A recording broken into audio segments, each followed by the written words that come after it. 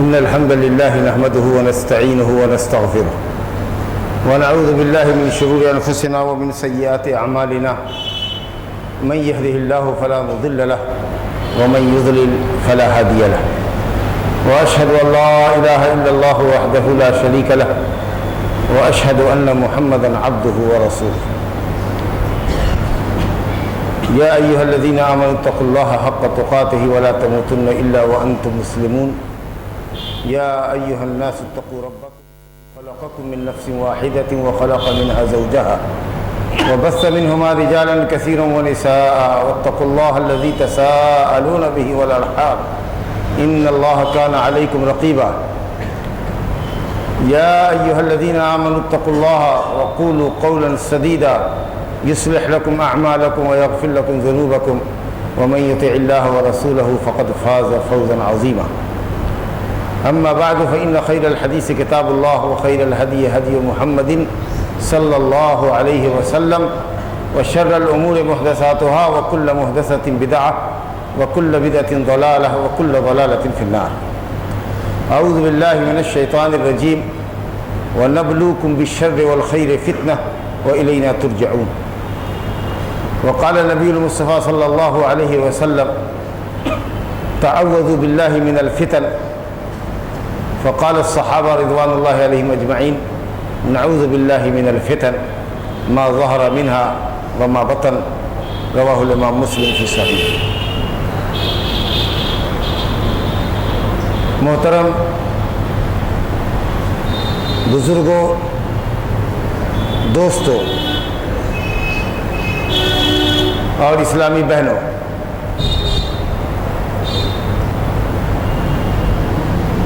آج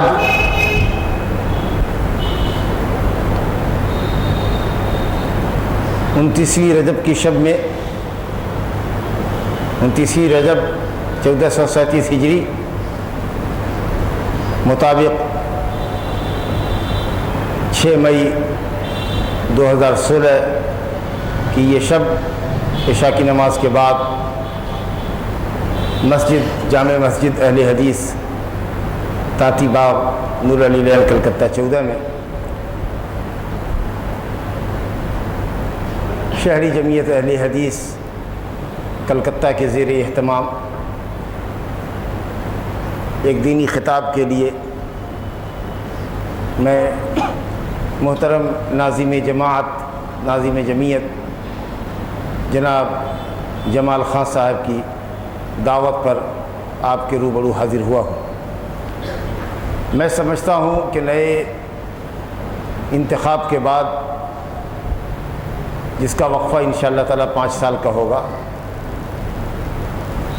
نئے انتخاب کے بعد شہری جمعیت اہل حدیث کلکتہ کے زیر اہتمام یہ پہلی دعوتی اور اصلاحی مجلس ہے جو ماشاءاللہ مرکزی جامع مسجد اہل حدیث تاتی باغ میں منعقد ہو رہی ہے۔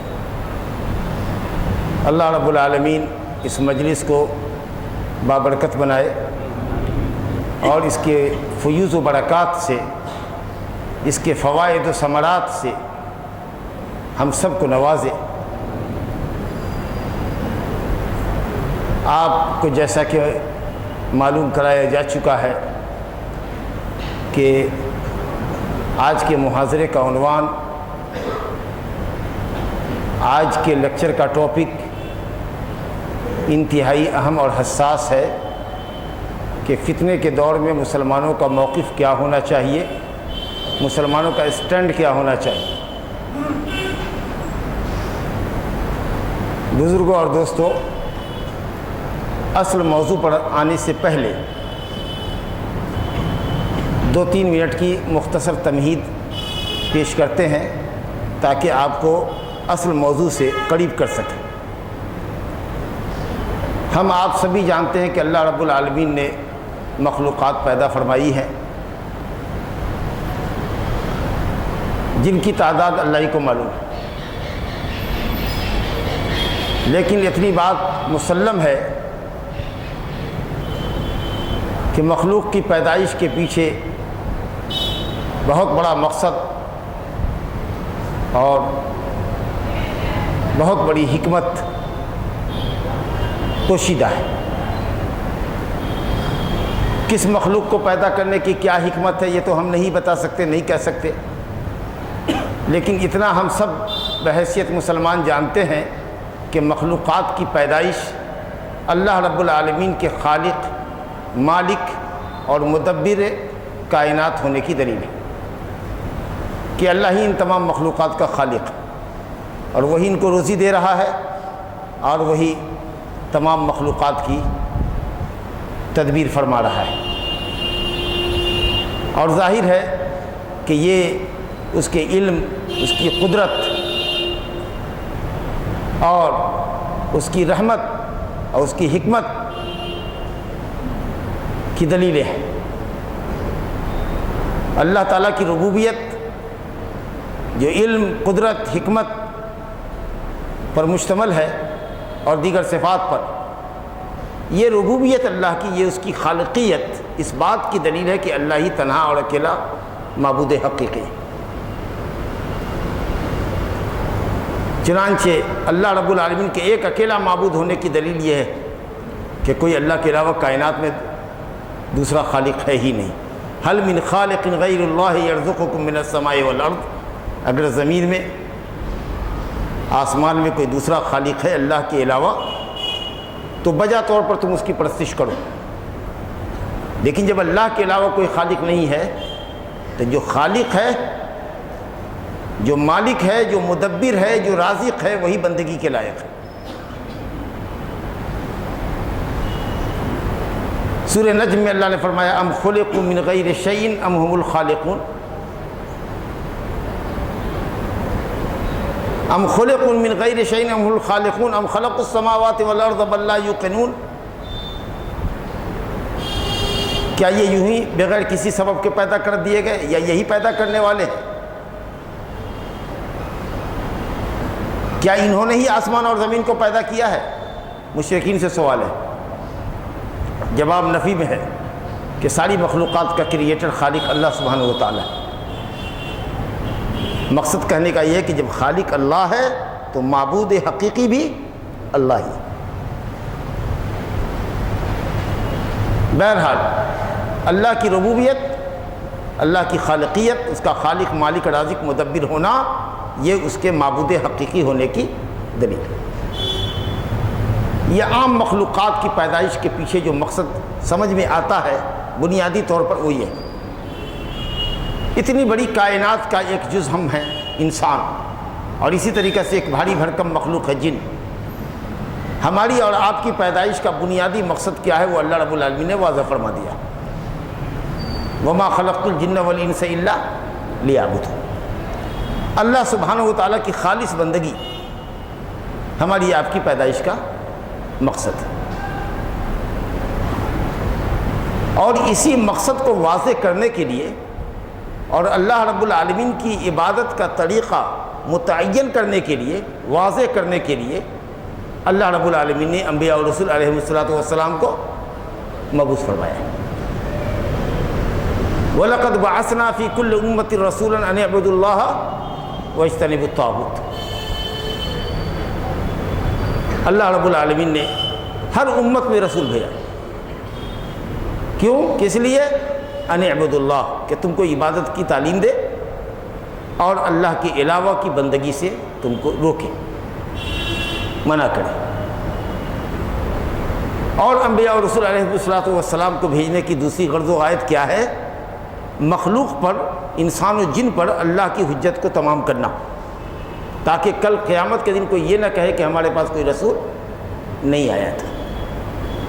ایک تو اللہ کی عبادت کا طریقہ واضح کریں، انبیاء اس لیے آئے کہ جس مقصد کے لیے انسان پیدا کیا گیا ہے، جن پیدا کیا گیا ہے، وہ مقصد کیسے ادا ہوگا، عبادت کیسے اللہ کی ادا ہوگی، کیا عبادتیں ہیں اور ان کو کس طرح انجام دیا جا سکتا ہے، بالکل واضح طریقہ بتانے کے لیے اللہ نے انبیاء اور رسول علیہ السلام کو بھیجا۔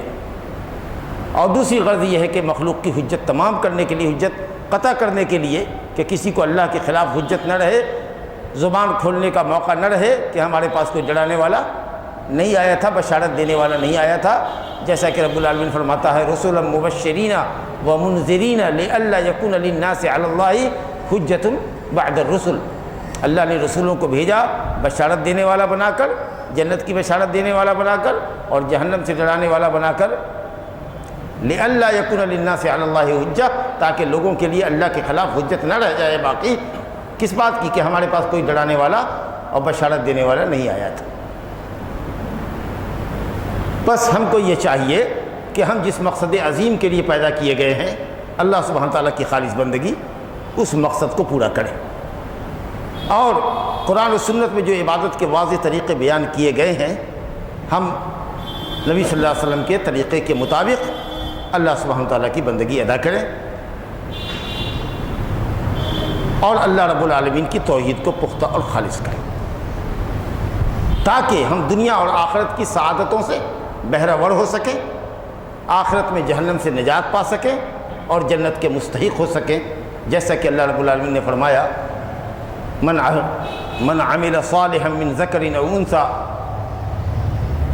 وهو مؤمن فلنحيينه حیاة طیبہ ولنجزینهم اجرهم باحسن ما كانوا يعملون، کہ کوئی بھی مومن مرد ہو یا عورت، اعمال صالحہ کے ثواب میں مرد عورت کے درمیان فرق نہیں رکھا اسلام نے، کوئی بھی مرد ہو یا عورت اللہ پر ایمان رکھتے ہوئے اگر عمل صالح کرتی ہے، رضا الہی کے لیے عمل کرتی ہے اور سنت کے مطابق، کوئی بھی مرد یا عورت اللہ پر ایمان رکھتے ہوئے، اللہ کی توحید پر یقین رکھتے ہوئے، اخلاص کے ساتھ بلا شرکت غیر، نبی صلی اللہ علیہ وسلم کی سنت کے مطابق اگر عمل صالح کرتی ہے، تو اللہ کہتا ہے کہ ہم ایسے مرد اور عورت کو انتہائی پاکیزہ زندگی عطا فرمائیں، انتہائی پاکیزہ زندگی دنیا میں، وَلَنَجْزِيَنَّهُمْ أَجْرَهُمْ بِأَحْسَنِ مَا كَانُوا يَعْمَلُونَ، اور ان کے عملوں کا بہترین بدلہ ان کے تصور سے بھی فضوتر، جس کو امیجنگ نہیں کر سکیں گے، جس کا تصور نہیں ہوگا، اللہ تعالیٰ ان کو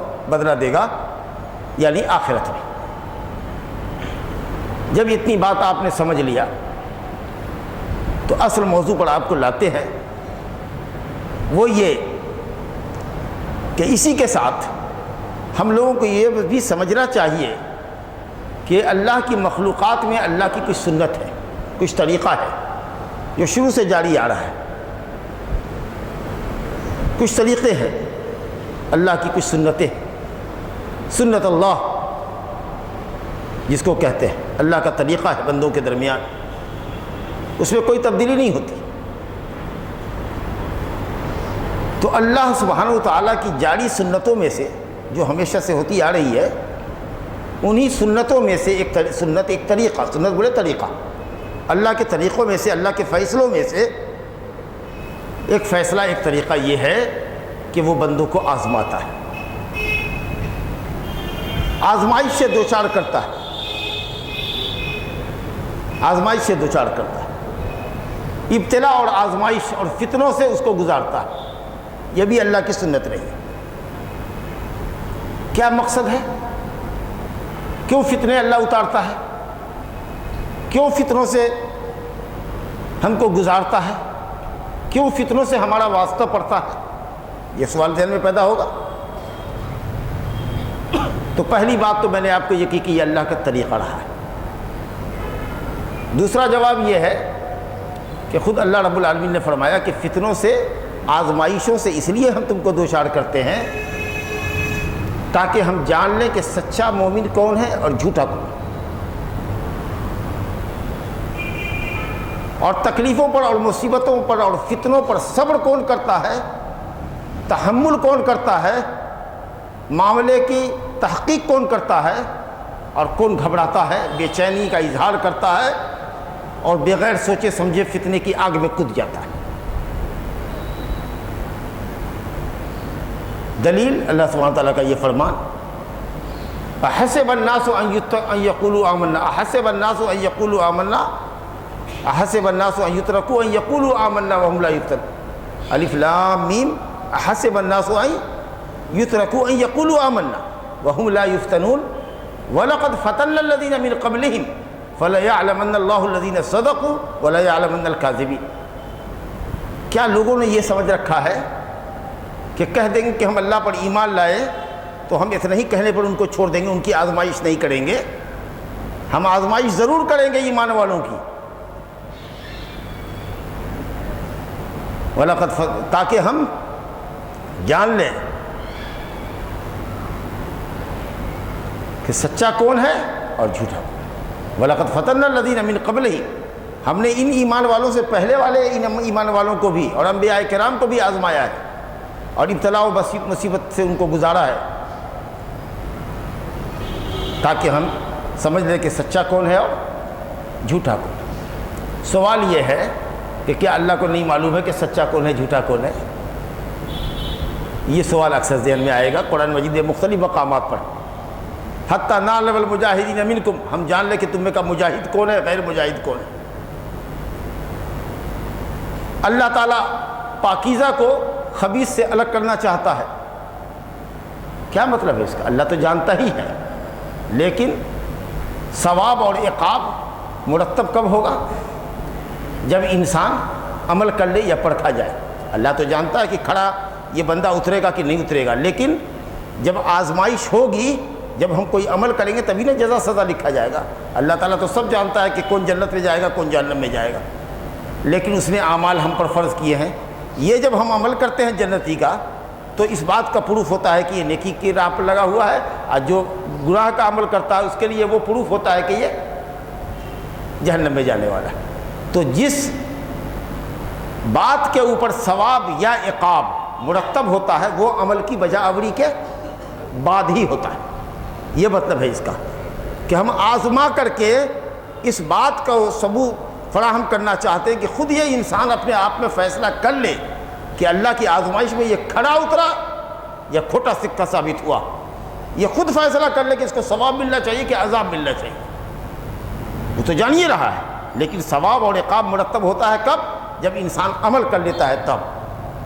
یہی علماء تفسیر نے جواب دیا ہے کہ اللہ تعالیٰ آزمائش اس لیے کرنا چاہتا ہے تاکہ آزمائش کے بعد، آزمائشوں کی بھٹیوں میں گزارنے کے بعد پتہ چل جائے کہ کندن بن کے کون نکلا، خالص سونا کون تھا اور ٹلہا کون تھا جو آگ میں پگھل گیا، فتنے کے اندر دین سے مرتد ہو گیا، صحیح ٹریک سے ہٹ گیا۔ اللہ ام حسبتم، دوسری آیت دیکھیے، ام حسبتم ان تدخلوا الجنة ولما يأتكم مثل الذين خلوا من قبلكم مستهم البأساء والضراء وزلزلوا حتى يقول الرسول والذين آمنوا معه متى نصر الله ألا إن نصر الله قريب۔ کیا تم یہ سمجھتے ہو کہ تم جنت میں یوں ہی چلے جاؤ گے اور اس آزمائشی دور سے تم کو گزرنا نہیں پڑے گا جس سے پہلے کے لوگ گزارے گئے؟ ان کو جسمانی تکلیفیں لاحق ہوئی، ان کو فقر و فاقہ اور تنگیوں سے گزرنا پڑا، یہاں تک کہ بالبلا کے وہ لوگ اپنے نبیوں کے پاس آتے تھے، کہتے تھے کہ اللہ کی مدد کب آئے گی، اب ہمارے لیے تکلیفوں کا برداشت کرنا ممکن نہیں ہے۔ تو انبیاء کرام ڈھارس دیتے تھے کہ صبر کرو صبر کرو، اللہ کی مدد قریب ہے، الا ان نصر اللہ قریب۔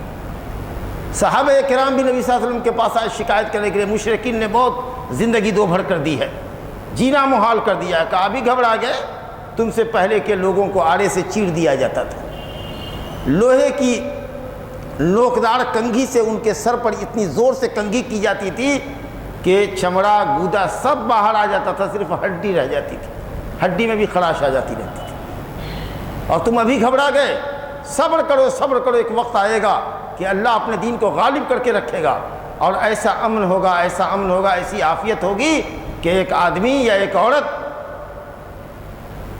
ایک جگہ سے دوسری جگہ جائے گی اور اللہ کے سوا کسی کا ڈر نہیں ہوگا، اور بکریوں کو صرف بھیڑیے کا ڈر ہوگا، کسی چور کا ڈر نہیں۔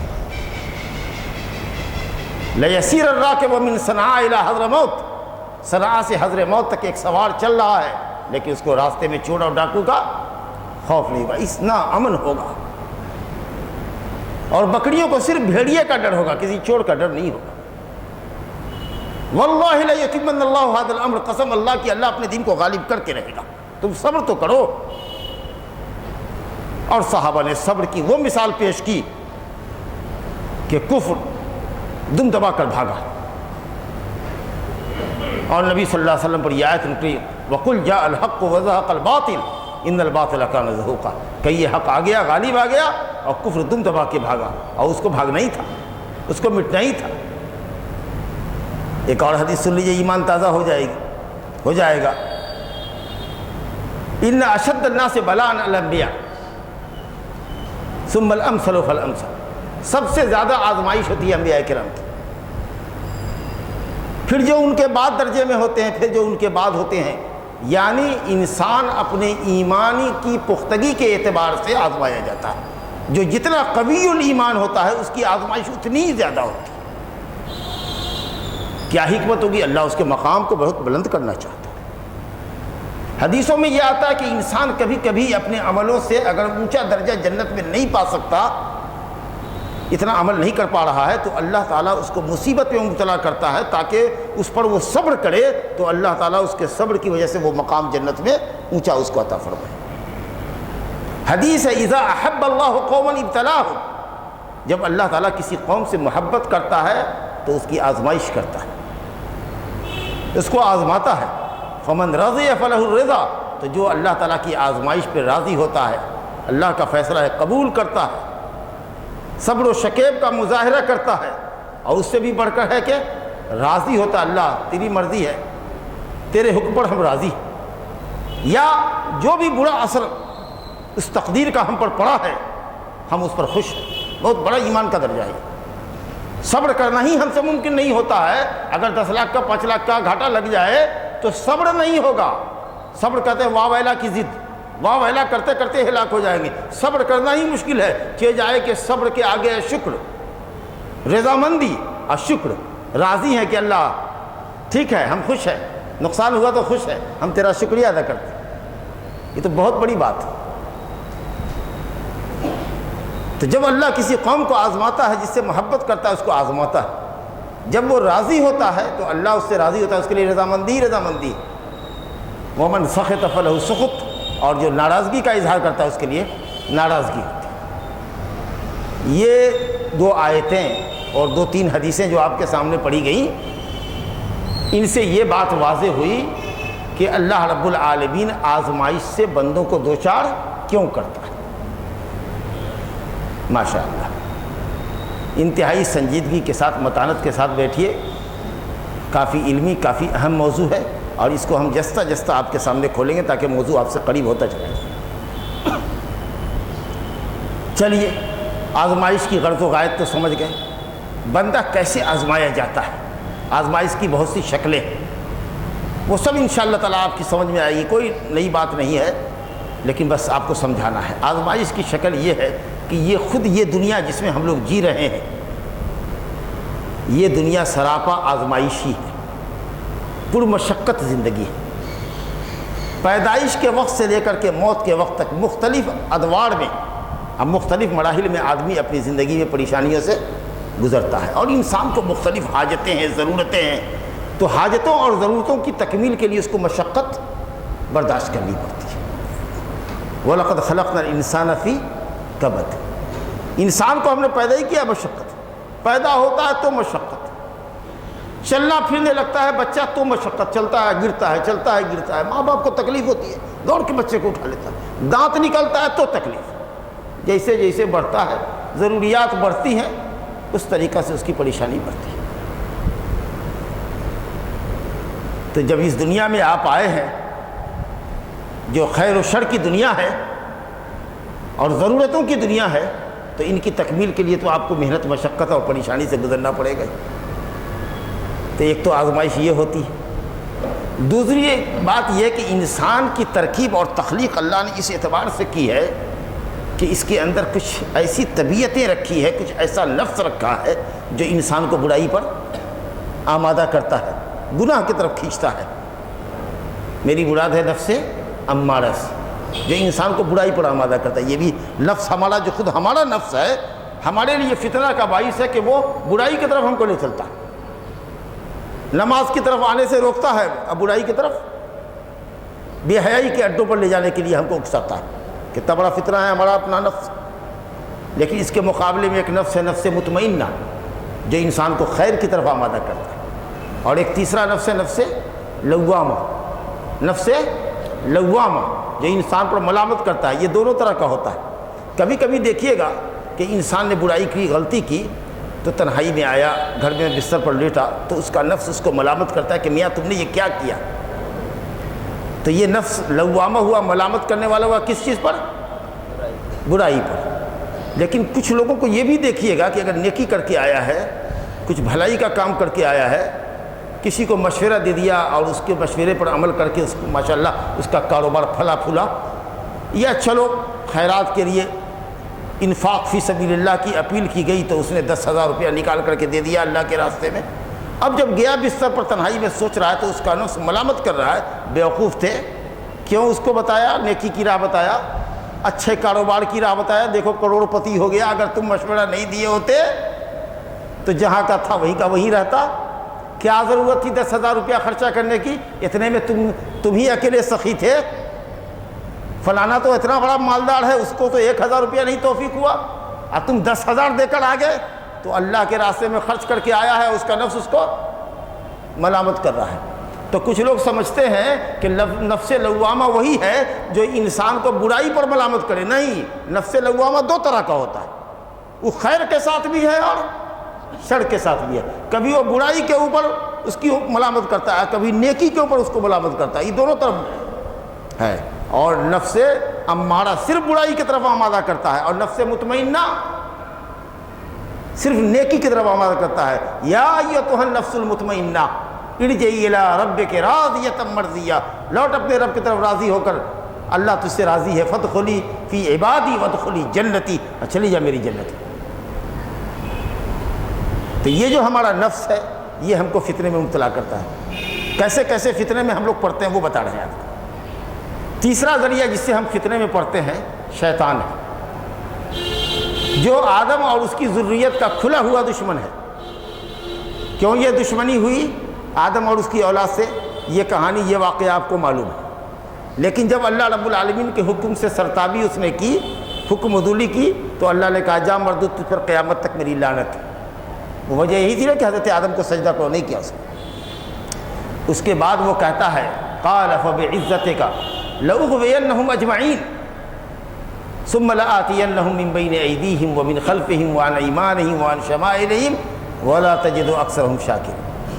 قال فبعزتک لأغوینہم اجمعین ثم لأقعدن لہم صراطک المستقیم ثم لآتینہم من بین ایدیہم ومن خلفہم وعن ایمانہم وعن شمائلہم ولا تجد اکثرہم شاکرین۔ اللہ سے کہہ رہا ہے اللہ تیری عزت کی قسم، اس وجہ سے کہ آدم کی وجہ سے ہماری یہ درگت ہوئی ہے، ہم ان کی پوری نسل کو برباد کر دیں گے، گمراہ کر دیں گے۔ ہم سیدھے راستے میں، نیکی کے راستے میں بیٹھیں گے اس کو گمراہ کرنے کے لیے۔ جو راستہ نیکی کی طرف جا رہا ہوگا ہم اس میں گھات لگا کے بیٹھیں گے کہ ان کو کیسے اس راستے سے پھیر دیں۔ آگے سے آئیں گے، پیچھے سے آئیں گے، دائیں سے آئیں گے، بائیں سے آئیں گے، اس کو گمراہ کرنے میں کوئی کسر نہ چھوڑیں گے۔ اور تو دیکھے گا کہ یہ آدم کی اکثر اولاد تیری شکر گزار نہیں رہ پائے گی، کامیاب ہے وہ اپنے مقصد میں۔ کتنا چالاک ہے، برائی کو کتنا حسین بنا کے پیش کرتا ہے، بدعت کو کتنا مزین کر کے پیش کرتا ہے۔ ارے جس رات میں نبی صلی اللہ علیہ وسلم کو معراج ہوا، سوچو جو کسی نبی کو نہیں ہوا وہ کیا شب قدر سے کم ہے؟ اس میں عبادت نہیں کرو گے، چراغ نہیں جلاؤ گے، بجلی جلاؤ، بجلی۔ نبی صلی اللہ علیہ وسلم بڑاق پر چڑھے تھے تو تم بجلی جلاؤ، برقی قمقمے جلاؤ۔ کتنا حسین جال پھینکتا ہے شیطان، جاہل عوام کو مولوی پٹی پڑھا دیتا ہے، سمجھ جاتا ہے، ایک دم لاجیکلی بات کر رہا ہے۔ یہ سوچنے کا موقع نہیں دیتا کہ نبی صلی اللہ علیہ وسلم کو اللہ نے اتنی عزت دی اس رات میں، تو انہوں نے کیا کیا؟ اس کے شکریہ میں انہوں نے کیا کیا؟ کیا چراغاں کیا؟ کوئی جلسہ کیا؟ ایکسٹرا تہجد پڑھا؟ روزہ دن میں رکھا؟ کچھ تو نہیں کیا۔ جو تحفہ لے کر آئے نماز کا، اس سے رغبت نہیں، اس سے تو سخت چڑ ہے اس کو۔ نماز پڑھنے جائے گا تو روک دے گا، ارے بیٹھو بعد میں پڑھ لو گے۔ لیکن اس رات میں چراغا کرنے کے لیے بدعت کا کام ہے، ایک دم جوش دلاوے گا کہ ایک دم تمہارے محلے میں ایسا چراغا ہونا چاہیے کہ ایسی بجلی کے بلب کبھی نہیں چمکے ہو۔ یہ دیکھیے کتنا حسین جال پھینکتا ہے۔ اور پھر وہ ہے بھی کیسا وہ ہم کو دیکھتا ہے، وہ اور اس کا لشکر ہم کو دیکھتا ہے، لیکن ہم نہیں دیکھتے ہیں۔ اللہ اکبر۔ اللہ تعالیٰ نے باخبر کر دیا، یا بنی آدم لا یفتننکم الشیطان کما اخرج ابویکم من الجنۃ ینزع عنہما لباسہما لیریہما سوآتہما انہ یراکم ہو وقبیلہ من حیث لا ترونہم۔ اے آدم کے بیٹو، کیئرفل رہنا، شیطان تم کو فتنے میں نہ ڈالے جیسا کہ اسے تمہارے ماں باپ کو فتنے میں ڈال دیا۔ ایسی پٹی پڑھائی کہ جس درخت کے قریب پھٹکنے سے اللہ نے منع کیا تھا اس کا پھل کھلوا کے چھوڑا، سب کو، دونوں کو ننگا کر دیا، تم کو بھی ننگا کر کے چھوڑے گا۔ خاص کر کے وہ اور اس کا لشکر تمہیں دیکھتا ہے اور تم نہیں دیکھتے ہو۔ آدمی جب دشمن کو دیکھتا ہے تو اسے بچنے کی تدبیر کرتا ہے، جب دشمن نظر ہی نہ آئے تو اسے بچنے کی تدبیر کیا ہوگی؟ تو یہ ایک تیسرا فتنہ ہوتا ہے، اس ذریعے سے فتنہ آتا ہے۔ چوتھا فتنہ کیا ہوتا ہے؟ خواہشات نفس کا۔ نفس کی بری خواہش ہے ہماری، اس کے پیچھے آدمی دوڑ رہا ہے، قرآن اور حدیث کو اپنے نفس کے تابع کرتا ہے۔ اتباع الہوی والشیطان، شریعت کی دلیلوں کو اپنے نفس کے تابع کر دیتا ہے، جو سمجھ میں آ رہا ہے اس کو کہ یہی سچ ہے، آیات اور احادیث کی تعویل کر کے توڑ مروڑ کر کے ڈال دیتا ہے اس کے پیچھے۔ فتنوں میں کس دروازے سے، کس راستے سے فتنے اور آتے ہیں؟ تقدیر ہے۔ آپ جانتے ہیں کہ اللہ نے تقدیر ہماری لکھی ہے، اچھی بھی لکھی ہے اور بری بھی لکھی ہے۔ ہم کہتے بھی ہیں والقدر خیرہ وشرہ، مومن ہے تو شر کے اوپر صبر کرے گا، لیکن کچھ ایسے فیصلے ہوتے ہیں جو انسان کو ہلا دیتے ہیں۔ ہلنا نہیں چاہیے، سوچتا ہے میرا عمل تو خاک میں مل گیا، میری آرزوؤں کا جنازہ نکل گیا، میرا جوان بچہ میری آنکھوں کے سامنے دم توڑ گیا، فقر و فاقہ کا میں شکار ہو گیا، بے قصور میں پھنسا دیا گیا، جیل کی سلاخوں کے پیچھے ڈال دیا گیا۔ اب یہ دیکھیے، یہ جو تقدیر کے فیصلے ہوئے، بجائے اس پر صبر کرنے کے کہ وہ صبر کرتا اور اللہ سے مدد کا طالب ہوتا، یہ مصیبت اور تقدیر کے یہ وہ فیصلے جو بظاہر اس کے حق میں خراب ہیں، وہ اس کے لیے فتنہ کا باعث بن گئے۔ اب اللہ تعالیٰ سے نا امید ہو گیا، بری باتیں بولنے لگا، اللہ کی شان میں نازیبہ کلمات استعمال کرنے لگا، تو یہ ایک فتنہ کا سبب بنا۔ اسی طریقے سے انسان کے لیے فتنہ ہے اس کی بیوی۔ یا ایھا الذین آمنوا ان من ازواجکم واولادکم فتنہ، اے ایمان والو تم میں سے بعض کی بیویاں اور بعض کے بیٹے بچے فتنہ ہیں۔ یہ ایک بیوی فتنہ ہے، کہتی ہے ماں سے مت بولو، بہن کے یہاں مت جاؤ، رشتہ داروں کا پاس اور لحاظ نہ کرو، ہمارا لحاظ کرو، ہمارے رشتہ داروں کا، سسرالی رشتہ داروں کی عزت کرو، تم اپنے رشتہ داروں کی عزت مت کرو۔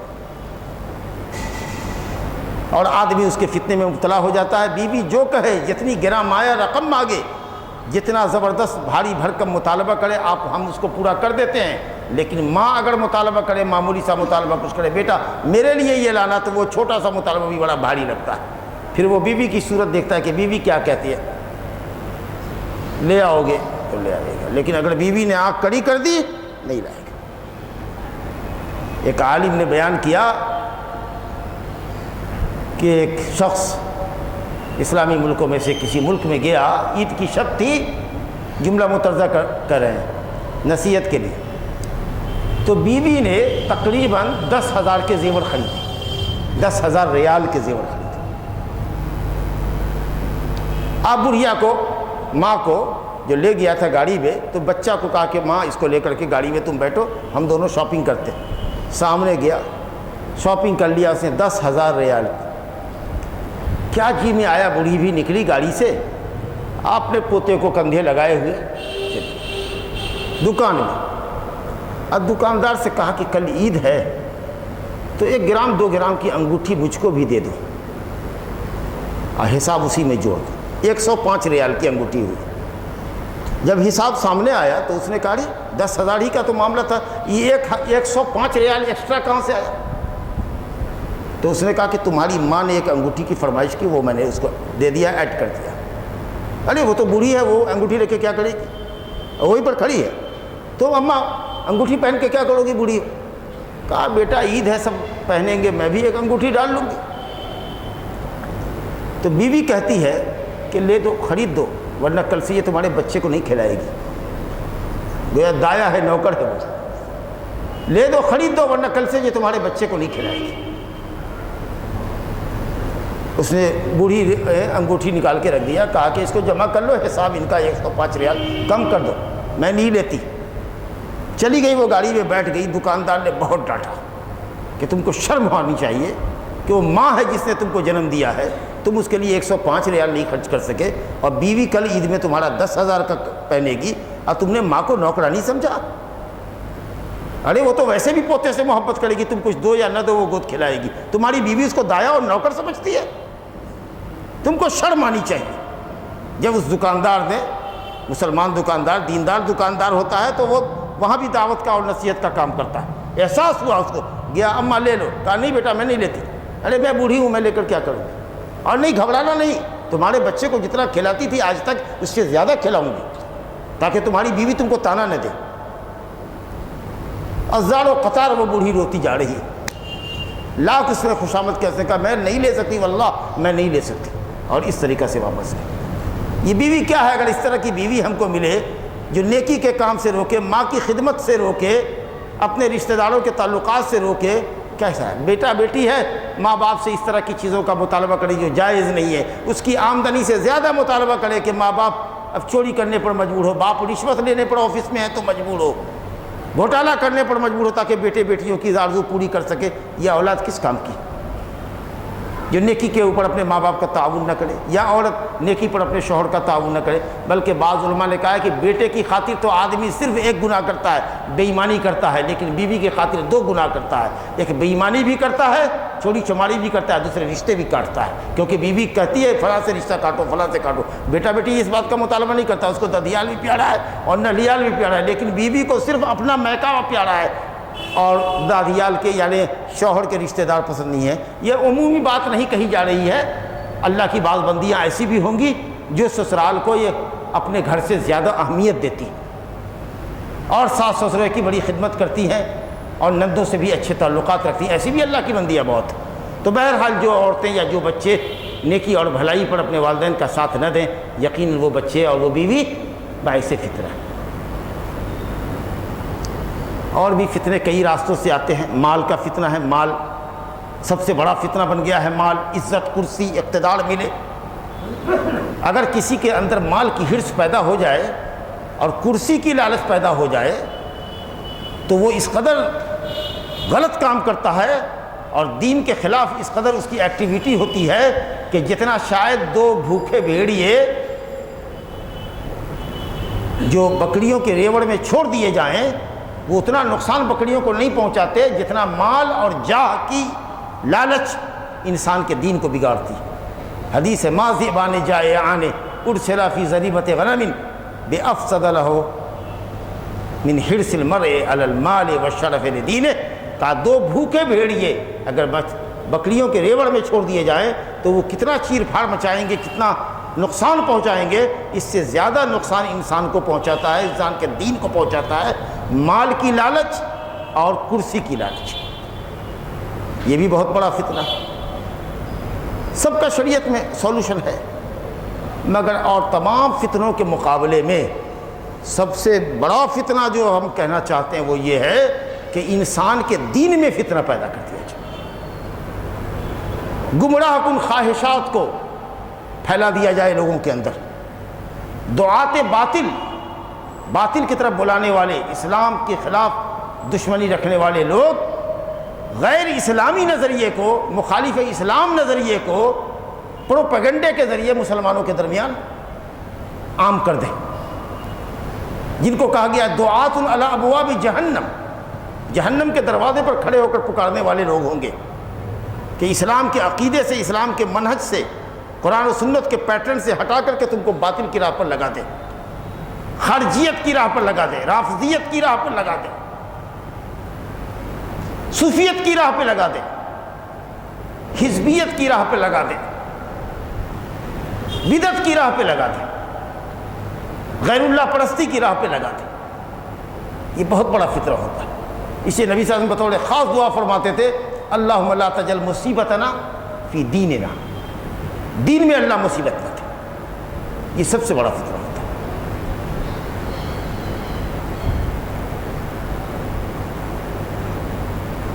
صحابہ کرام سے نبی صلی اللہ علیہ وسلم نے فرمایا کہ لوگوں اللہ سے فتنے سے پناہ چاہو، جو فتنے ظاہر ہیں اور جو فتنے پوشیدہ ہیں. تو تمام صحابہ نے کہا نعوذ باللہ، جو وہاں مجلس میں موجود تھے، نعوذ باللہ من الفتن ما ظہر منها وما بطن. مسلم شریف کی روایت ہے ہم اللہ سے فتنوں سے پناہ چاہتے ہیں، وہ فتنے جو ظاہر ہوں یا وہ فتنے جو پوشیدہ ہوں.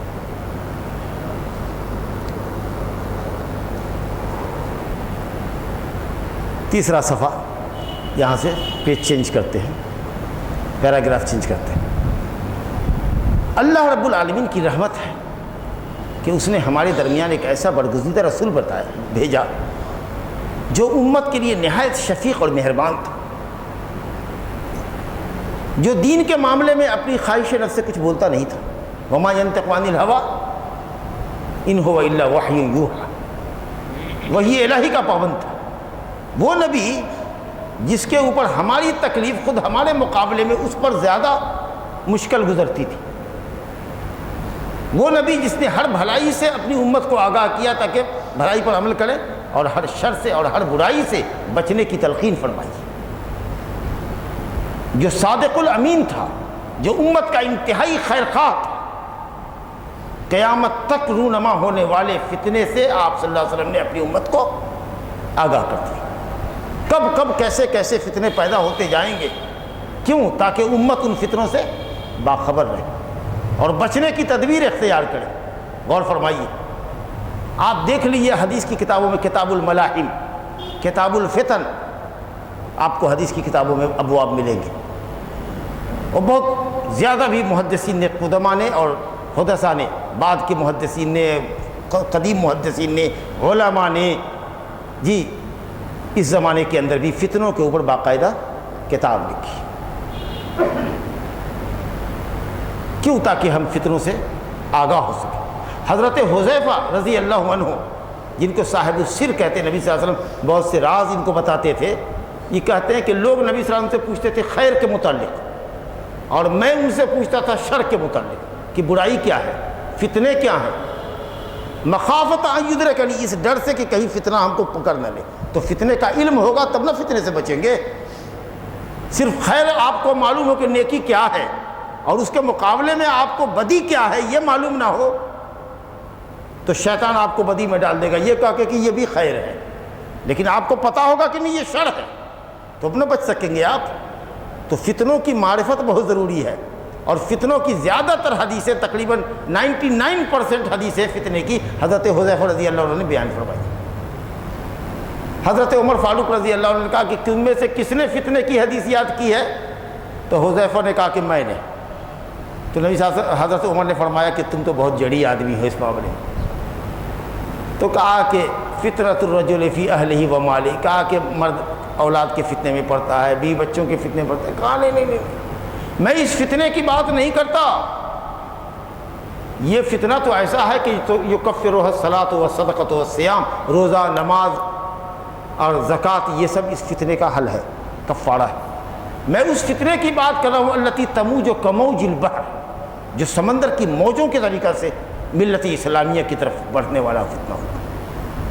تو کیا کہا حذیفہ نے کہ امیر المومنین آپ کو پرواہ نہیں ہے، کیونکہ اس فتنے کے درمیان اور آپ کے درمیان ایک آہنی دیوار ہے.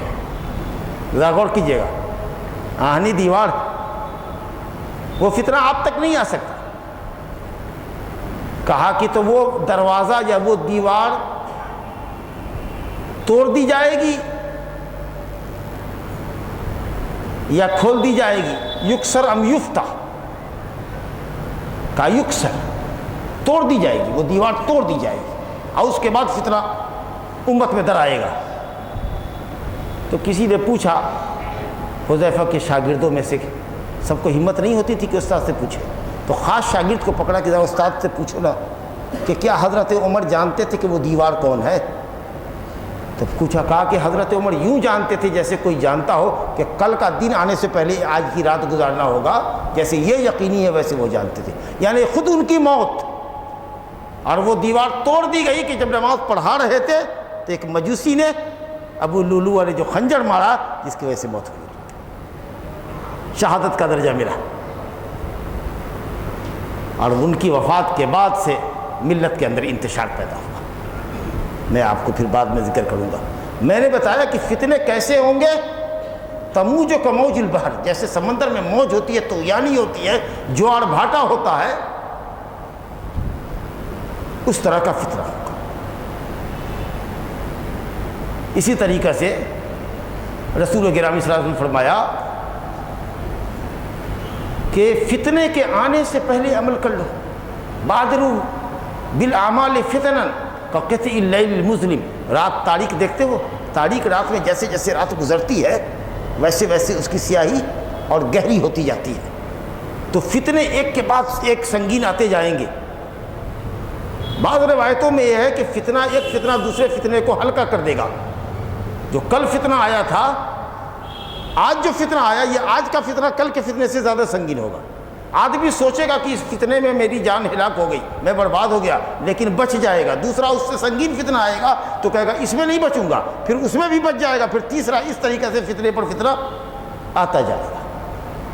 کہیں کہا گیا کہ کالے دھوئیں کے مانند فتنہ ہوگا، کالے دھوئیں کے مانند، کالی بدلیوں کے مانند ہوگا۔ کبھی نبی صلی اللہ علیہ وسلم نے یہ فرمایا، بخاری شریف کی حدیث ہے کہ ستکون فتن، بہت فتنے ہوں گے۔ اس میں آپ نے بتایا یتقارب الزمان، ذرا غور سے سنتے جائیے گا، یتقارب الزمان، زمانہ قریب ہو جائے گا۔ زمانہ قریب ہونے کا مطلب ہے نیٹ کے اوپر زمانہ آ گیا نا، جہاں جس ملک کی خبر لینی ہو کلک کیجیے، آ گیا۔ کتنا قریب ہو گیا زمانہ۔ امریکہ کی خبر سال میں آتی تھی کہ نہیں آتی تھی ہندوستان میں، یہ مجھ کو پتہ نہیں ہے، پہلے جب وسائل نہیں تھے۔ چٹھی جو لکھی جاتی تھی تو چٹھی 6 مہینہ میں سعودی عرب پہنچتی تھی کہ نہیں پہنچتی تھی، یہ بھی نہیں معلوم۔ منٹوں اور سیکنڈوں کے اندر دنیا کی خبریں آ گئی، کیسے زمانہ قریب ہوا۔ اور جو مسافت کبھی سالوں میں پوری کی جاتی تھی، آج گھنٹے اور دنوں میں پوری کی جاتی ہے۔ اگر کوئی امریکہ چلتا تو 1 سال اس کو لگ جاتا یا 6 مہینہ لگ جاتا۔ اس زمانے میں یہ جہاز تو نہیں تھا جو تیز چلتا ہو، کشتیوں پر چلتے تھے، بادبانی کشتیوں پر، تو یقیناً 6 مہینہ تو لگتا ہی رہا ہوگا، سال بھر لگتا ہوگا۔ اب ہوائی جہاز سے 24 گھنٹے میں پہنچ جاتے ہیں۔ تو یہ مطلب ہے یتقارب الزمان کا، یہ تو فتنہ ہو گیا۔ اس کے بعد فرمایا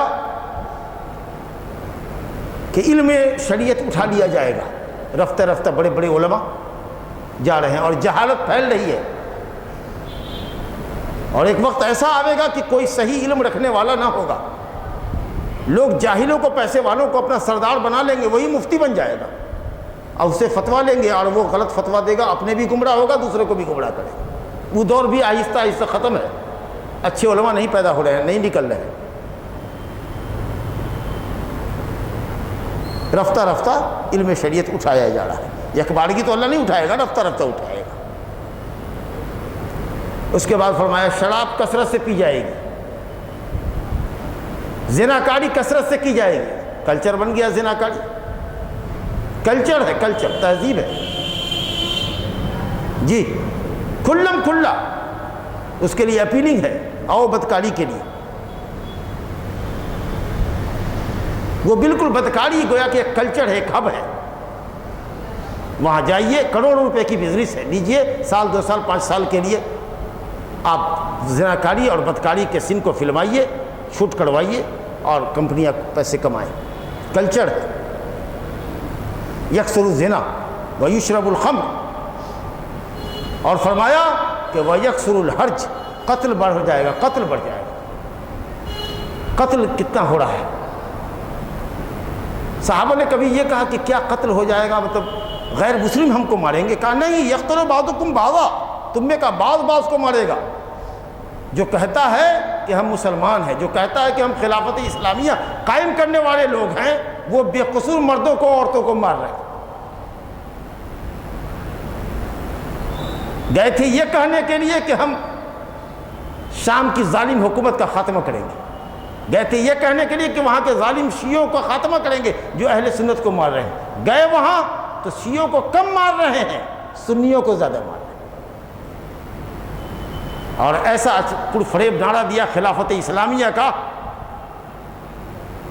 کہ جوشیلے نوجوان سب نکل گئے، چوری چھپے ماں باپ سے پوچھے بغیر بھاگتے بھاگتے پہنچے، گردنیں کٹا رہے ہیں، چہرے کچھ مصیبت میں پڑے ہوئے ہیں، بھاگنے کی جگہ نہیں ان کو مل رہی، پہچاننے میں دیری کی، لیکن علماء نے پہچانا۔ جیسے ہی یہ فتنہ پیدا ہوا علماء نے کہا یہ خوارج ہے۔ فتنے کو پہچانتے ہیں علماء۔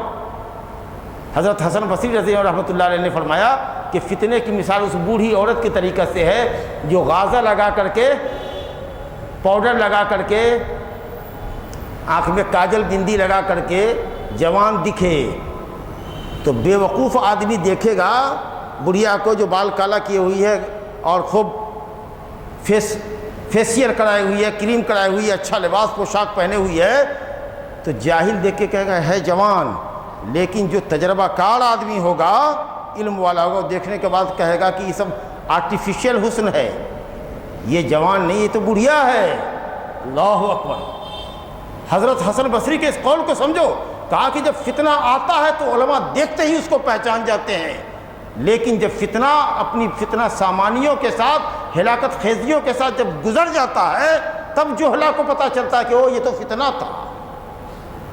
جیسے تجربہ کار آدمی بوڑھی عورت کو جو میک اپ کر کے آئی ہو پہچانتا، دیکھتے پہچان جاتا ہے کہ یہ اولڈ ایج ہے، لیکن نہ جاننے والے جاہل سمجھتے ہیں کہ چونکہ لک ینگ ہے اس لیے ینگ ہوگی، لیکن سمجھنے والے سمجھتے ہیں کہ یہ بوڑھی ہوگی۔ کتنی پتے کی بات کہی، یہ عالموں کی بات ہوتی ہے۔ عالموں نے پہچانا کہ یہ خوارج کا فتنہ ہے، لیکن نوجوان گئے جی کیا مولوی سب ایسا بولتے، حکومت کے مولوی ہیں یہ لوگ، بڑے بڑے علماء کو کہا یہ حکومت کے مولوی ہیں جی۔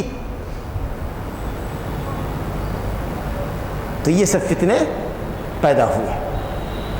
اسی طریقے سے اور بھی فتنے کے متعلق نبی صلی اللہ علیہ وسلم نے بہت سی حدیث، ستکون فتن، فتنے ہوں گے، ایسے فتنے کہ القائد خیر من القائم والقائم خیر من الماشی والماشی خیر من الساعی۔ اللہ اکبر۔ کہا جو بیٹھا ہوا انسان ہوگا وہ کھڑے انسان سے بہتر ہوگا،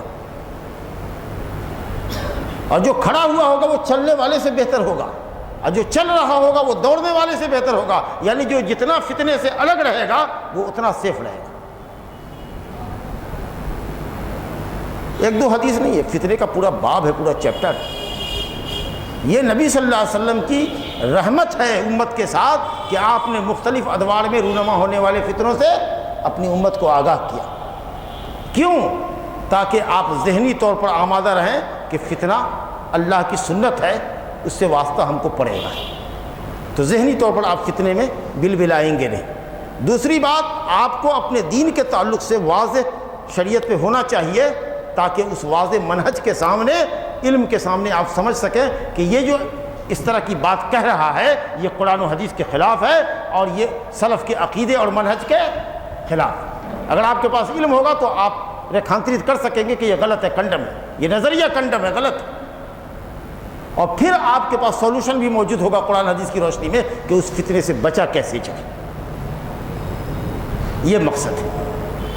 اب آپ دیکھیے حضرت عمر فاروق رضی اللہ عنہ کے بعد، جیسا کہ آپ نے سماعت فرمایا، فتنے سمندر کی لہروں کے طریقہ سے ملت کے اندر در آئے۔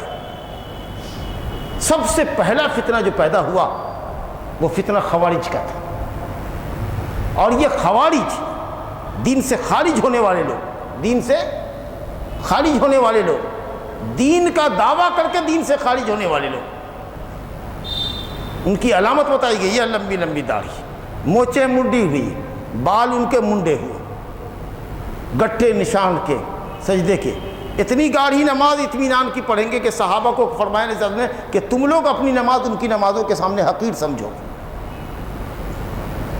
ایسی گاڑھی تلاوت کریں گے اطمینان کی، کہو گے کہ ہماری تلاوت ان کے سامنے کچھ نہیں ہے، تم اپنے روزے کو ان کے روزے کے سامنے ہلکا سمجھو گے، لیکن وہ دین سے ایسے نکلے ہوئے ہوں گے جیسے تیر شکار کو چھید کر کے نکل جاتی ہے، آر پار ایک دم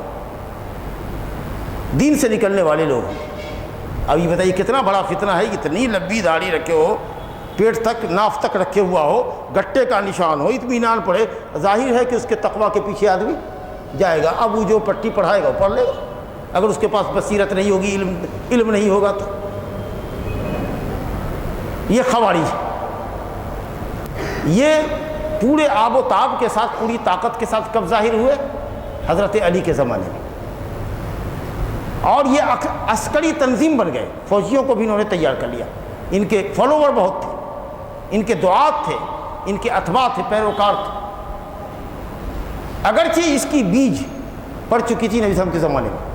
یاد کیجئے غزوہ حنین کے بعد جب تقسیم غنائم کر رہے تھے آپ، تو ایک وہاں آدمی موجود تھا ذوالخویسرہ التمیمی۔ اس مردود نے یہ کہا کہ جو تقسیم آپ نے کی ہے نبی صلی اللہ علیہ وسلم کو کر کے، اعدل یا محمد، بدتمیزی دیکھیے کتنا بڑا بدتمیز ہے وہ، آپ دیکھیے، اعدل یا محمد نام لے کے پکارتا ہے، اے محمد انصاف کرو، فإنک لم تعدل، تم نے انصاف نہیں کیا۔ آپ نے کہا ویلک، تو ہلاک ہو، ان لم عادل فمن یعدل، اگر میں انصاف نہیں کروں گا تو کائنات میں کون انصاف کرے گا؟ اور اس کے اس جملے کو دیکھیے نبی صلی اللہ علیہ وسلم کی نظر نبوت کیسی ہے، کہا کہ اسی کی نسل سے ایسے لوگ پیدا ہوں گے جو دین سے ایسے نکل جائیں گے جیسے تیر شکار سے نکل جاتی۔ فرما دیا ہے، پہچانا نا، اس کے جملے سے ایک ورڈ سے پہچان لیا کہ اسی کی نسل سے خوارجی نکلے۔ اور انہوں نے کیا ظلم کیا؟ شبہات کی بنیاد پر کہ حضرت عثمان غنی اپنے رشتہ داروں کو عہدہ دیتے ہیں چن چن کر کے، اقربا پروری کر رہے ہیں۔ آپ کو معلوم ہے کہ انہی خارجیوں نے حضرت عثمان غنی کا قتل کیا، ان کے گھر کی دیوار پھلانگی اور قرآن کی تلاوت کر رہے تھے، اور مظلومانہ شہادت کا واقعہ ان کے پیش آیا۔ کس بے دردی کے ساتھ ان ظالموں نے حضرت عثمان کو قتل کر دیا۔ یہ کون تھے؟ خوارج تھے۔ پھر حضرت علی اور حضرت معاویہ کے درمیان جو جنگ ہوئی، اور جب جنگ ختم ہونے کی بات آئی کہ نہیں جنگ ختم ہو جائے، ہم لوگ صلح کر لیں، تو ان کو تو مسلمانوں کا خون بہایا جانا پسند تھا۔ انہوں نے دیکھا وہ صلح ہو جائے گی تو جنگ بندی ہو جائے گی، تو جو خون دونوں طرف سے بہہ رہا تھا صحابہ اور تابعین کا، یہ رک جائے گا۔ اس نے کہا نہیں نہیں، ہم نہیں مانتے، جج تو صرف اللہ ہے، یہ دوسرے جج کہاں سے آ گئے؟ ارے جج تو اللہ ہے، قانون اللہ کا ہے، لیکن اللہ کے قانون کو امپلیمنٹ کرنے والا کون ہوگا؟ کوئی تو جج ہوگا۔ دیکھ لیجئے، مطلب قرآن کی غلط تعبیر کیسے، ان الحکم الا للہ، حکم اللہ کا ہے۔ ارے حکم تو اللہ کا ہے، لیکن اس حکم کو امپلیمنٹ کون کرے گا؟ جب حال اسلامی عدالت میں جج بیٹھتا ہے کہ نہیں بیٹھتا ہے؟ قرآن سنت کیا ہوتا ہے؟ دیکھیے کتنی غلط قرآن کی تعبیر کرتے تھے۔ نکل گئے حضرت علی سے، کیونکہ ان کا تو مدعا تھا کہ جنگ جاری رہتی، قتل چلتا رہتا۔ جب دیکھا کہ قتل ختم ہو رہا ہے، مسلمان کا خون محفوظ رہے گا، جھٹ سے بغاوت کر لیا، اطاعت سے خروج کر لیا حضرت علی کی۔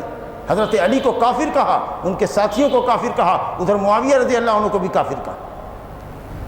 حضرت معاویہ رضی اللہ عنہ نے ان کو سمجھانے کے لیے بھیجا، حضرت ابن عباس رضی اللہ عنہ کو، اور کئی لوگوں کو سمجھانے کے لیے معمول کیا، کچھ سمجھے کچھ نہیں سمجھے۔ حضرت علی رضی اللہ عنہ باقاعدہ ان خوارج سے جنگ کی، اور جنگ میں الحمدللہ سب کا صفایا کر دیا۔ کچھ ایسے ہی معدود چند، شاید 12 یا 15 کے قریب بچ گئے جو میدان سے بھاگے۔ اس میں ایک علامت نبی صلی اللہ علیہ وسلم نے بتائی تھی کہ ذوالثدیین ہوگا، ایک ایسا آدمی ہوگا جس کے پیٹھ کے اوپر عورت کی چھاتی کی طرف پستان کی طرف پستان بنا ہوا ہوگا، وہی لیڈر ہوگا۔ جب لاشوں کو الٹ الٹ کر کے بوٹ سے مجاہدین نے، صحابہ کرام نے، تابعین نے دیکھنا شروع کیا، تو وہ زانو اس پر، ہم کو نے پیٹھ پر کہا، یعنی دونوں اس پر، بازو کے اوپر عورت کے پستان کے طریقہ سے پستان بنا ہوا ہوگا۔ کہا وہ یہی ہے۔ 10 کو 12 کو بھاگا، ختم ہو جانا چاہیے تھا، لیکن نظریات ختم نہیں ہوتے۔ وہ نظریہ رہا، صحابہ کو کافر کہیں گے، قرآن کی منمانی تعویل کریں گے، مسلمانوں کا خون بہائیں گے، اسلام کو نقصان پہنچائیں گے، قرآن کی تعویلات کریں گے، بیجا تعویلات، صحابہ اور تابعین کے منہج سے ہٹیں گے۔ یہ نظریہ قائم رہا، اور ہر زمانے میں مختلف ادوار میں خوارج ظاہر ہوتے رہے، اور اس نے مسلمانوں کے اندر بڑی دھما چوکڑی مچائی۔ آج بھی خوارج پیدا ہیں جن کے متعلق میں نے ابھی ذکر کیا، وہی سب نظریہ ہے، لیکن اب تو اور مکاری ہے، تقیہ ہے، جھوٹ ہے، جھوٹ ہے۔ لمبی داڑھی رکھے ہوئے ہیں، مصنوعی داڑھی، دیکھنے والوں نے دیکھا ہے، سمجھنے والوں نے سمجھا ہے، اپنے آنکھوں دیکھا حال جو وہاں سے بھاگے ہیں تو بتایا ہے کہ رات میں جاتے ہیں تو داڑھی اتار کر کے رکھ دیتے ہیں، شراب اور شباب چلتا ہے۔ یہ کہتے ہیں کہ اپنی دعوت کو پھیلانے کے لیے مکاری جھوٹ جائز ہے، عورت بن کر کے برقع پہن کر کے جاتے ہیں اور مردوں کی صفوں میں گمراہی پیدا کرتے ہیں، کہتے ہیں یہ سب جائز ہے۔ جیسے شیعوں کی یہاں تقیہ ہے، کہہ دو کہ ہاں ہم آپ کے بھائی ہیں اور اندر اندر اس کی ہلاکت کرو، یہ سب گویا دین ہے ان کے یہاں۔ اس طریقے سے مکاری اور فریب کاری اب اس زمانے تک آ گئی۔ تقریباً اکثر دنیا کے اندر لوگوں نے بڑی واہ واہی کی۔ سعودی عرب کے علماء جن کو اللہ نے رسوخ عطا فرمایا ہے، اور وہاں کے حکمراں جن کو اللہ نے دینی بصیرت عطا فرمائی ہے، جو توحید پر قائم حکومت ہے، اس نے کنڈم کیا اس کو، اور علماء نے اسی وقت کہا۔ لیکن بعض جو شولیے مولویوں نے تقریر کر کر کے کچھ نوجوانوں کو بڑھگلایا، اور کچھ سعودی نوجوان بھی وہاں چلے گئے۔ آج اس کے خلاف جو آپریشن ہے اس میں سب سے زیادہ آگے سعودی عرب داعش کے خلاف۔ بلاد حرمین محفوظ رہا اب تک، لیکن وہاں بھی انہوں نے پنجہ گاڑنے کی ہر ممکن کوشش کی ہے، اور اس کے پیچھے اسلام دشمن طاقتیں ہیں، چاہے وہ یہودی ہوں چاہے وہ شیعہ۔ کتنا بڑا فتنہ ہے۔ اس کے مقابلے میں پیرلل جو وجود آیا دوسرا، وہ آیا رافضیوں کا، روافض کا، شیعوں کا۔ یہ حضرت علی اور آل بیت کی محبت کے نام پر ظاہر ہوئے تھے۔ رفتہ رفتہ رفتہ رفتہ رفتہ جب آگے بڑھے تو بعض اہل بیت کو انہوں نے معبود تک کہہ دیا، حضرت علی کو الہ کہہ دیا، معلوم ہے آپ کو۔ اور انہوں نے اپنے ائمہ کو، 12 امام ہیں ان کے یہاں، اثنا عشریہ فرقہ جو کہلاتا ہے، 12 ائمہ کو انہوں نے معصوم گردانا، معصوم، اور ان کے عقائد ہیں انتہائی گمراہ کن عقائد۔ اور میں آپ کو کہہ دوں کہ شروع سے لے کر آج تک جتنی شرک و بدعت پیدا ہوئی اس سب کے موجد شیعہ۔ اور اسی لیے دیکھیے گا کہ قبر پرستوں کا سیدھا رشتہ ہے شیعوں سے،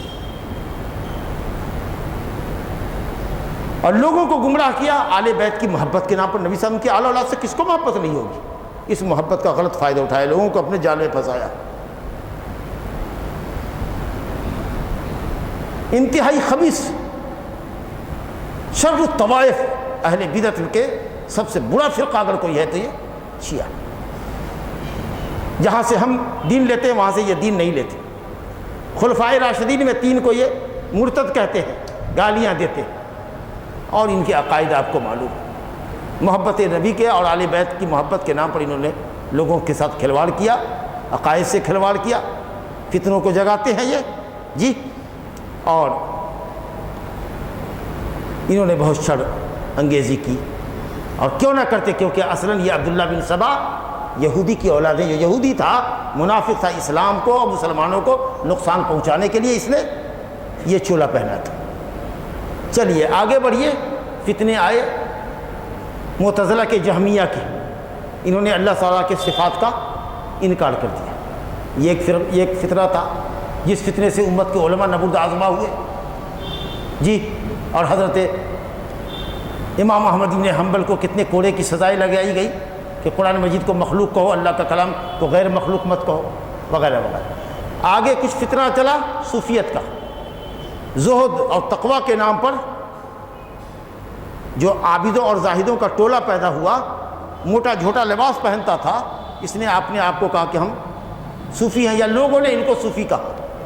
آگے آگے چل کر کے اس میں بھی بدعات خوب آئی، شریعت ہٹاؤ کا۔ شریعت کا 2 معنی ہے، ایک ظاہر معنی ہے، ایک پوشیدہ معنی ہے۔ ظاہری معنی یہ مولوی لوگ جانتا ہے، اس میں جو پوشیدہ معنی ہے وہ ہم جانتے ہیں۔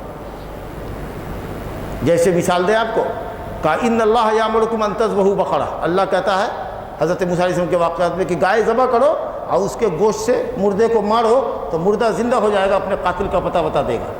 انہوں نے کہا گائے ذبح کرنے سے مراد ہے عائشہ کو ذبح کرو، ان اللہ یامرکم ان تذبحوا بقرہ یعنی عائشہ کو ذبح کرو۔ یہ باطنی معنی، یہ کون معنی بتاتا ہے؟ شیطان۔ باطنیہ فرقہ شیعوں کا فرقہ ہے اور صوفیوں کا بھی فرقہ ہے۔ بڑی بدعت آئی، کہا کہ گوشت نہیں کھائیں گے، بیوی نہیں کریں گے، ہاں گوشت نہیں کھائیں گے، موٹا جھوٹا لباس پہنیں گے. جی نبی صلی اللہ علیہ وسلم کہتے ہیں ہم شادی بھی کیا، ہم گوشت بھی کھاتے ہیں. آئی کہتا ہے کہ نہیں گوشت نہیں کھائیں گے، بیوی سے شادی نہیں کریں، عورت نہیں کریں گے.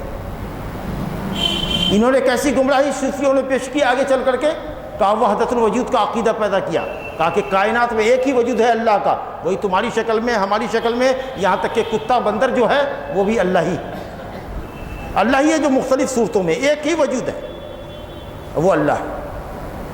ان کا عقیدہ ہے کہ انسان بزرگی کرتے کرتے کرتے آگے اتنا بڑھ جاتا ہے کہ اللہ پاک اس کے اندر داخل ہو جاتا ہے، حلول کر جاتا ہے. ٹھیک ہے، پھر وہ انا الحق انا الحق انا الحق کہتا ہے، میں اللہ ہوں میں اللہ ہوں میں اللہ ہوں. اب شریعت کی پابندی ان سے اٹھا لی جاتی ہے. اتنے بڑے مکار ہوتے ہیں یہ صوفیاء. حلاج تھا دنیا، جی اتنا بڑا ملحد اور مشرک تھا کہ مت پوچھو. اس کو صوفیوں کا بڑا امام مانا جاتا ہے. یہ تصوف کے نام پر اور عبادت اور زہد و تقویٰ کا ڈھونگ رچا کر کے لوگوں کی اپنی بندگی کراتا تھا، اور اتنا اس کے عقیدت مند اس سے متاثر تھے اور اس کو اتنا بابرکت سمجھتے تھے کہ اس کے پیشاب سے اپنا منہ دھوتے تھے، اور حلاج کا پیخانہ برتن میں رکھتے تھے اور اس کو سونگھتے تھے جیسے خوشبو سونگھ رہے. یہ ہے صوفیہ. کہتے ہیں ہم سے اسلامی تعلیمات اور تکلیف شرعی پابندیاں ختم، انا الحق کہتے، پاگل ہو جاتے ہیں، ناچتے ہیں، ڈانس کرتے ہیں، کہتے ہیں یہی تقویٰ ہے، یہی عبادت ہے. کتنا بڑا فتنہ ہے یہ صوفیوں کا. اس طریقے سے فتنے بڑھتے چلے گئے، اور آگے فتنہ بڑھا تو حزبیت کا فرقہ فتنہ آیا. یہ فلاں مذہب کا ہے، یہ فلاں مسلک کا ہے، یہ فلاں مسلک کا ہے، یہ فلاں مسلک کا ہے. دھینگا مشتی ہو رہی ہے. ہم کہتے ہیں آؤ قرآن حدیث کی طرف، یہ کہے گا نہ آؤ ہماری فقہ کی طرف. جبکہ تمام ائمہ دین نے یہ کہا کہ اللہ کی بات اور نبی کی بات کے سامنے میری بات کو در و دیوار پر مانو. تمام ائمہ نے کہا، لیکن مدعی سست گواہ چست. ہاں یہ کہتے ہیں نا ان سے زیادہ تم قرآن حدیث سمجھتے ہو، جیسے لگتا ہے کہ وہ امام اور عالم نہ ہو، رسول ہو، نبی. نعوذ باللہ. اتنے بڑے مسائل پیدا ہوئے.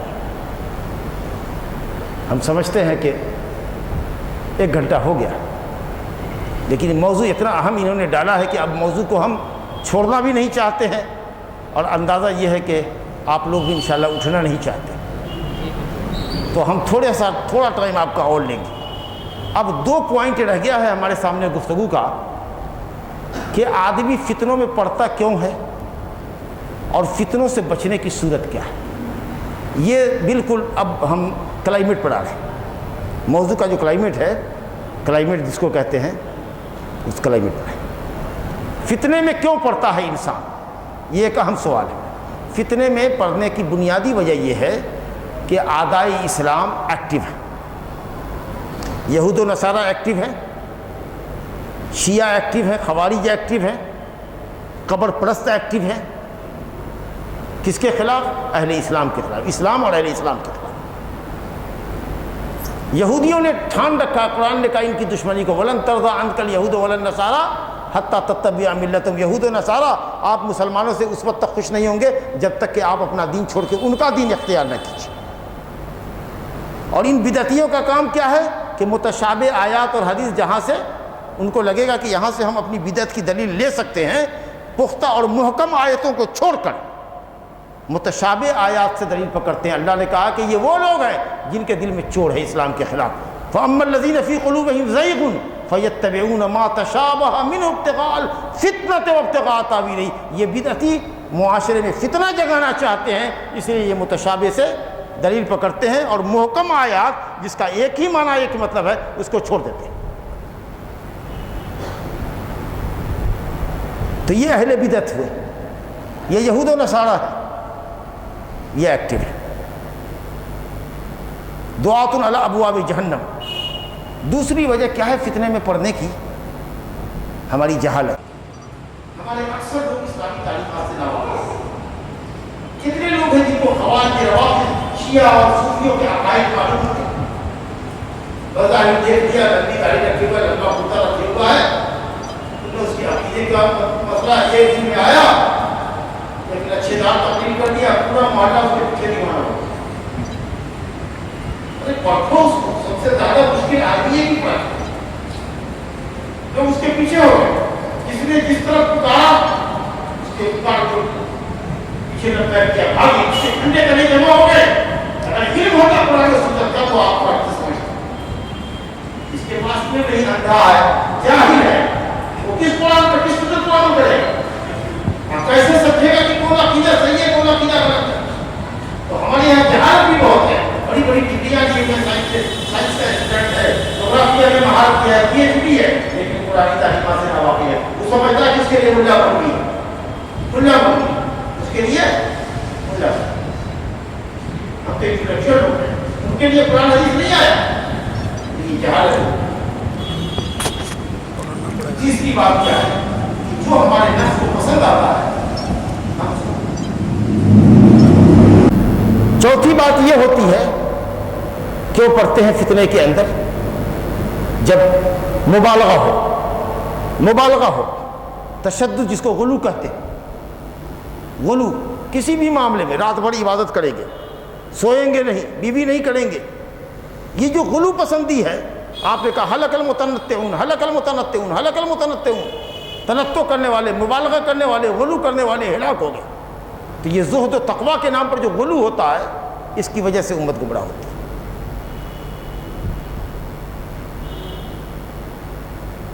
اور بھی بہت سارے اسباب ہے فتنوں میں پڑنے کے، لیکن بنیادی طور پر دعات دین کی کوتاہی کہہ لیجئے، اور اس کے مقابلے میں دعات کفر و ضلال ایکٹیو ہیں اور وہ حسین جال پھینکتے ہیں.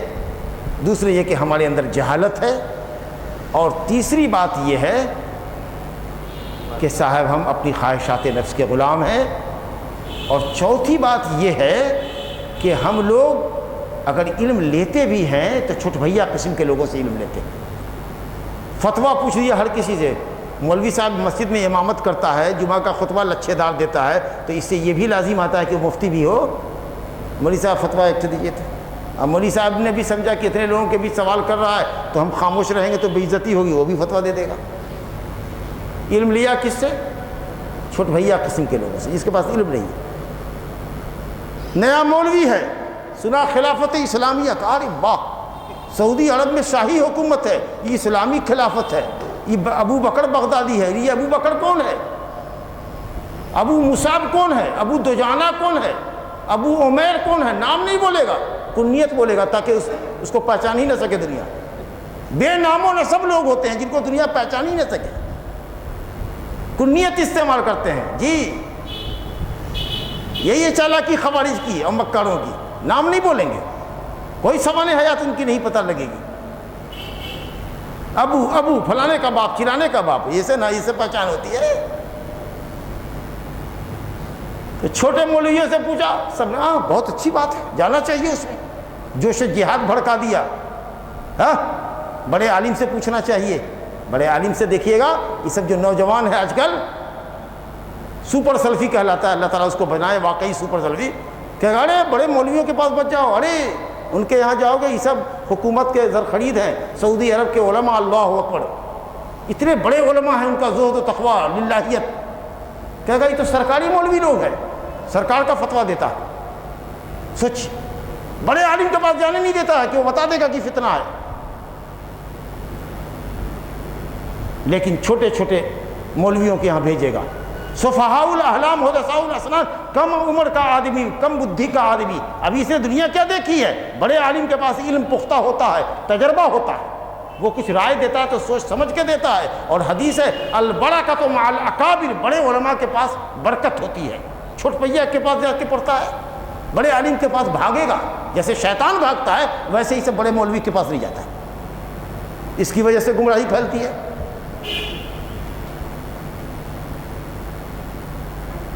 اور بھی ذرائع ہو سکتے ہیں. بچنے کی کیا تدبیر ہوگی؟ اب اس پوائنٹ پر آ کر کے بات ختم کر دیتے ہیں. سب سے بڑی چیز یہ ہے کہ اللہ کی کتاب اور نبی کی سنت کو صحابہ کرام کے طریقے پر مضبوطی سے تھامو، اسی میں نجات ہے. من تمسک بسنت نجا. حضرت امام زہری کہتے تھے کہ جو سنت کو جتنا لازم پکڑے گا اتنا ہی وہ فتنے سے نجات پائے گا. اللہ فرماتا ہے واعتصموا بحبل اللہ جمیعا، سب مل کے اللہ کی رسی کو مضبوطی سے تھام لو، قرآن اور حدیث کو مضبوطی سے تھام لو۔ نبی صلی اللہ علیہ وسلم نے فرمایا کہ دیکھو میں تمہیں دو چیزیں چھوڑ کر جا رہا ہوں، ایک اللہ کی کتاب، ایک نبی کی میری سنت، اس کو مضبوطی سے پکڑو گے ہرگز گمراہ نہ ہوگے۔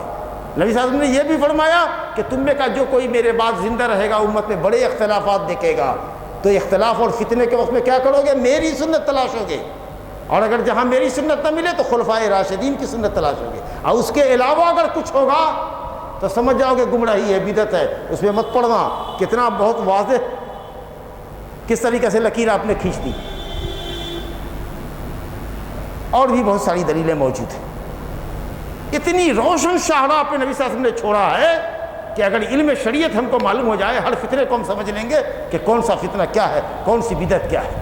اللہ کی سیدھی راہ بالکل واضح ہے، آپ نے ایک سیدھی لکیر کھینچی، عبداللہ بن مسعود کی روایت ہے، اور کہا یہ سبیل اللہ ہے، وَأَنَّ هَذَا صِرَاطِي مُسْتَقِيمًا کی تفسیر فرمایا، اور دائیں بائیں شیطانی راستے ہیں، آڑے ترچھے راستے ہیں، اس پر شیطان بیٹھا ہوا ہے۔ تو اللہ کی کتاب اور نبی کی سنت کو پکڑنا ہے مضبوطی سے۔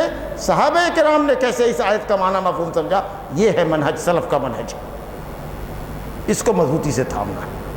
دوسری چیز کیا کرنی ہے کہ علم لینا ہے تو علماء سے علم لینا ہے، جو راسخ فی العلم ہے ان سے علم لینا ہے، اور کوئی بات اگر سامنے آتی ہے، کوئی فتنہ سامنے آتا ہے، کوئی نئی چیز سامنے آتی ہے، تو عالموں کی طرف جاتے ہیں کہ مولانا اس میں آپ کیا کہتے ہیں۔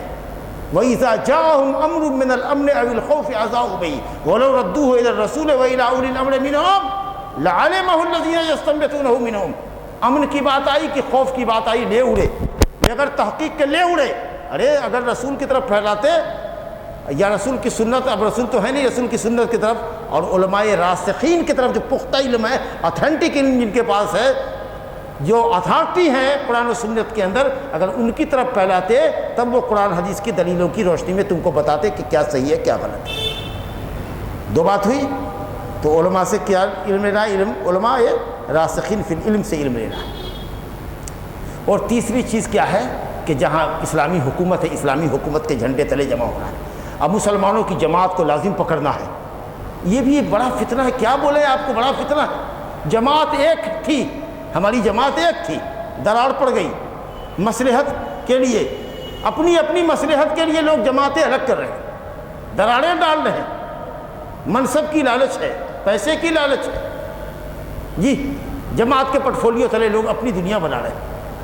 ایک آواز تھی اگر اس شہر کے اندر، مثال کے طور پر شہر کلکتے میں جماعت اہل حدیث کی شہری جمعیت کی ایک آواز تھی، تو اب ایک کے بجائے دو آواز ہوگی۔ اب اگر ادھر کا کوئی پٹے گا تو ادھر والا خوش ہوگا، ادھر والا پٹے گا تو شاید ادھر والا بھی خوش ہوگا۔ مسئلہ کہ ایک منہج ایک، ساری چیز ایک، لیکن یہ کیا ہے کہ جو حق پر ہیں، جو امانت داری کے ساتھ فریضہ انجام دے رہے ہیں دعوت کا اور جماعت کی جو خدمت کر رہے ہیں، ان کا بھرپور تعاون ہونا چاہیے، یہ ہم پر لازم ہے کہ ایسے لوگوں کا ہم ساتھ دیں اور سمجھیں کہ کون مکار قسم کے لوگ ہیں اور جماعت میں دراڑ ڈالنا چاہتے ہیں۔ اور چوتھی بات آپ کو بتائیں، فتنے سے بچیں، اللہ کا تقوی اختیار کیجیے، اللہ کا تقوی اختیار کیجیے، اوامر کو بجا لائیے اور منہیات سے اجتناب کیجیے، کیونکہ اللہ فرماتا ہے وَمَن يَتَّقِ اللَّهَ يَجْعَل لَّهُ مَخْرَجًا، جو اللہ کا تقوی اختیار کرے گا اللہ تعالیٰ ہر فتنے سے، ہر پریشانی سے اس کو نکال لے گا۔ وَمَن يَتَّقِ اللَّهَ يَجْعَل لَّهُ مِنْ أَمْرِهِ يُسْرًا، جو اللہ کا تقوی اختیار کرے گا اللہ اس کے تمام معاملات کو آسان کر دے گا۔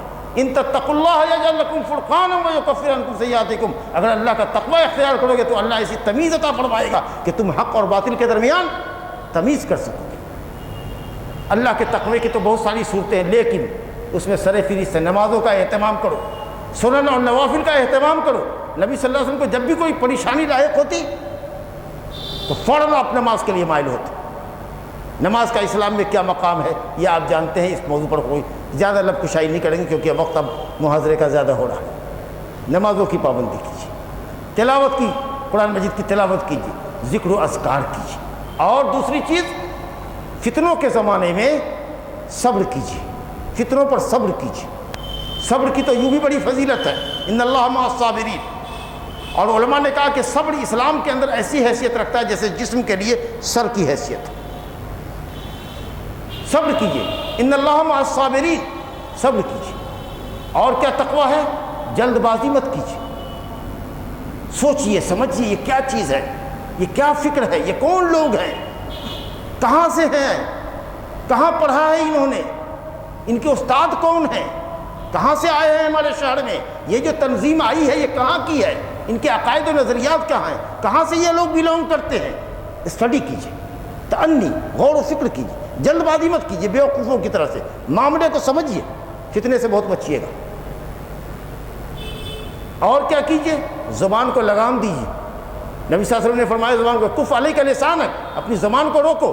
بہت سا انسان ایسی بات بے سوچے سمجھے بول دیتا ہے کہ وہ جہنم میں گرتا رہتا ہے اتنی گہرائی میں جیسے مشرق و مغرب کے درمیان ہے۔ حضرت معاذ بن جبل کی روایت ہے کہ لوگ جہنم میں منہ کے بل ناک کے بل گھسیٹ کر داخل کیے جائیں گے اپنی زبان کی بری کاشت کی وجہ سے، اور جب یہ زبان فتنوں کے زمانے میں استعمال ہو تو قسم اللہ کی تلوار جتنا کام نہیں کرتی ہے اتنا کام یہ زبان کرتی ہے۔ اگر یہ مولویوں کی زبان نہیں ہوتی، گمراہ لوگوں کی زبان نہیں ہوتی، گمراہ مولویوں کی زبان نہیں ہوتی تو اتنے سارے لوگ دنیا کے دوسرے خطوں سے داعش میں جا کر شامل نہیں ہوتے۔ لڑاکے تو چند تھے لیکن ان کے پرچارک بہت تھے ساری دنیا کے اندر۔ ایسے لوگوں کو کہا جاتا ہے خوارج، بیٹھنے والے کے گھر میں بیٹھ کر کے امت کے پیٹھ میں ایسا چھڑا گھونپتے ہیں کہ پتہ نہیں چلتا، زبان سے یہاں سے ان کا پرچار کر رہے ہیں۔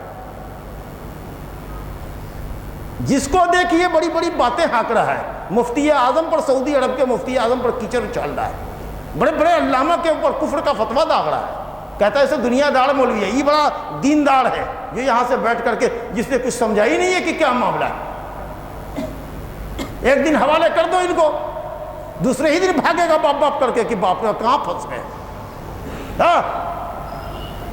مفتی صاحب نے بتایا کہ جن مولویوں نے لوگوں کو گمراہ کیا، ان کے بچوں کو بھیج دیا، جب ان کا بچہ خود ان کے تبلیغ سے چلا گیا تو آئے حکومت کے پاس، ہم سے سفارش کروایا کہ حکومت کو کہیے کہ اپنے طریقے سے ہمارے بچے کو اس گروپ سے نکلوا لے، اور ہم نے کوشش کیا ان کے بچے کو نکلوا دیا۔ ویسے ہی قوم کے بچوں کو بھی تو سمجھنا چاہیے کہ جن کے بچوں کو آپ پھنسا رہے ہیں جوش دلا کے، اگر اپنا بیٹا چلا جائے گا تب کیا حال ہوگا؟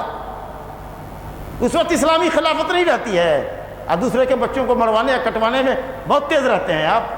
سوچیے آپ،